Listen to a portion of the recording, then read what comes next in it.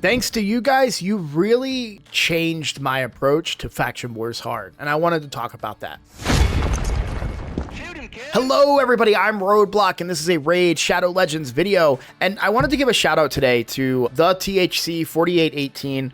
You've been in my comments for a very long time, and you made a great recommendation for an approach that I had not considered. So I wanted to read the comment that you left me and say that I think this is probably the correct approach. So this is in regards to my Faction Wars Hard video where I really complained about the game mode. I am still not the biggest fan, but I have perhaps found a way to approach it that is less demoralizing to myself than I was previously doing. So THC says, my mindset is pick up stars where I can, but priority is to just pass the stages so I can get as high as possible to get the glyphs. Once I reach the higher stages, I will start taking it faction by faction, building out needed champs for the conditions.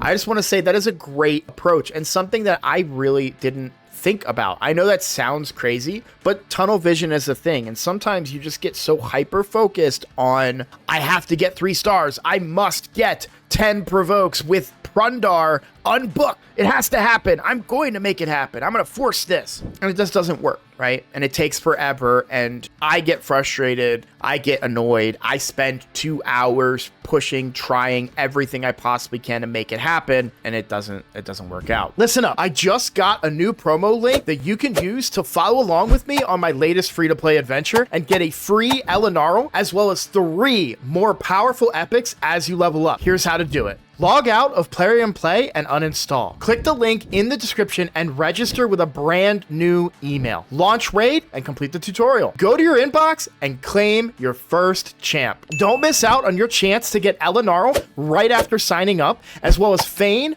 Uugo, and Tagoar as you progress through Raid. Click on my link right now and let's crush this together. So, I think THC's advice is really good. What if I just 2-starred everything or 1-starred everything, and then I start having access to the rare glyphs, the epic glyphs, the legendary glyphs, and getting far better stats than what I currently am able to get access to, or even having the opportunity to get only, thank you, 5 to 6-star glyphs instead of getting a bunch of 4-star glyphs. Very, very handy to be able to do that, not let alone them being of higher rarity, right? That in itself is a value, but also being able to get 5 to 6-star glyphs with just a really strong team. Who cares about the stars? That is for the mythical, but getting those glyphs is super important, as well as getting more materials potentially for crafting as well, and then the relic stuff too. Yeah, I think it is important that I adjust my focus, and I want to say likewise for you guys for Faction Wars Hard. Now, it is still not my favorite game mode. I am quite a bit disappointed in it because it can be very, very annoying to complete some of these. And I want to reiterate that. For example, here, I have a Nishak, right? The problem is that my bombs are probably going to clear this wave, and I'm not going to land the poisons. We'll find out. Let's also take a look. Is there anybody else in this faction that I'm sleeping on that brings poisons? I'm sure there is. No. Okay, well, let's do this. Let's see this, right? I'm going to do this live for you guys. Let's just see what this looks like with Nishak. How many poisons am I going to be able to land? We'll go ahead and place a stun here. Let's do Nishak, and we'll just have to wait and see. So I need to, let's just A1. Since he doesn't have any bombs, we can just kill this guy. I didn't need to bring all of my nukers. By the way, I could have gotten away with not bringing my nukers, but there we go. We already placed 8 of the 20 poisons. So good. Okay, the bombs thankfully don't kill entirely. Hopefully they're going to get a turn before I... Okay, so the bombs killed them, but we did get 8 of the 20 poisons, and this is the first wave. So hopefully the second wave may be a little tankier. We'll go ahead and place the stun. Me bringing my damage dealers was very unnecessary for this. No poisons placed there. Again, we'll just A1 somebody here. Yeah, bringing Mezimel is a big mistake here. But see, that's kind of my point, right? I want to bring my Mezimel, right? I want to bring her. I built her. I've worked hard. She's my best champion. and now she's too good, and I'm probably not going to land any of these poisons, and I'm probably going to end up killing some champions before I want to, right? It's kind of just that stuff. It kind of takes the fun out of it a little bit, because you know what's going to be an actually more effective way for me to do this is to just keep these champions the same and bring a whole bunch of food. Accuracy in all battles, that's fine, right? So this will probably prove to be far more effective for me because I'm able to land those stuns and keep the waves controlled.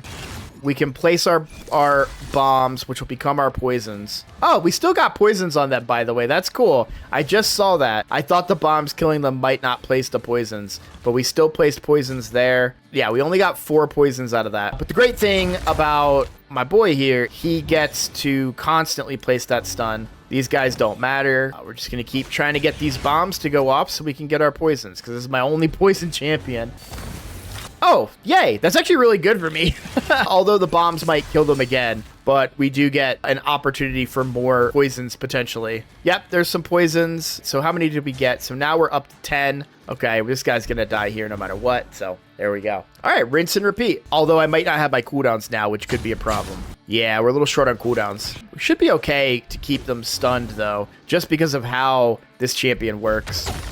I've done a showcase on this champion if you're not familiar with them. Awesome champion. I got to be a little careful because they actually hit pretty hard. Now, my question to you guys is how entertaining is this for you right now, right? Is this fun to watch? Because I got to tell you, it's not fun to play, right? Like that's the part that really gets to me, is that I'm just sitting here hoping that I land a poison on a champion that I'm able to kill with my bombs. Should I go make my Nishak weaker? Maybe just go a speed accuracy build and not focus on bombs? Perhaps, right? That could be the argument that needs to be made, but that doesn't sound fun to me, right? And that's the part that I keep coming back to. I know I already made a video on this. Oh, and then, yeah, see, if I don't keep them locked down too, like, ugh, that's just not fun. Ugh. But with THC's advice, with their mindset to say, you know what? Doesn't matter if it's not fun, Roadblock. Go ahead, just complete that stage. I'm not going to do it because I'm going to be me,